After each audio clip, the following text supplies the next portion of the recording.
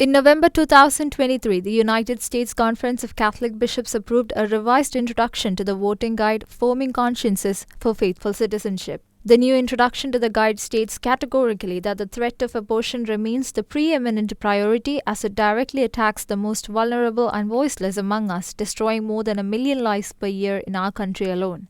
The Catholic Church has since the first century affirmed the moral evil of every procured abortion. This teaching has not changed and remains unchangeable. As the United States prepares to cast ballots, policies on abortion take center stage. With the Republican nominee Donald Trump favoring states' discretion on the matter and the Democratic nominee proposing nationwide legalization of abortion well into the third trimester, the country has a decision to take. Their votes will not only determine who the president will be for the next 4 years, but also the fate of hundreds of thousands of unborn children. It's quite literally a matter of life and death, and if the Catholic Church in the US leans right, it is very much justified. However, there is a significant faction of Catholics rallying behind Kamala Harris and the lies peddled by her. On September 18th, Catholic supporters of Vice President Kamala Harris's 2024 presidential candidacy joined the campaign to host the Catholics for Harris Wall's national organizing call. Speakers on the call included Sister Simone Campbell, the director of Network Lobby for Catholic Social Justice, Joe Donnelly, former U.S. ambassador to the Holy See, Rosa DeLauro, Democratic representative from Connecticut, and Anthea Butler, chair of the Department of Religious Studies at the University of Pennsylvania.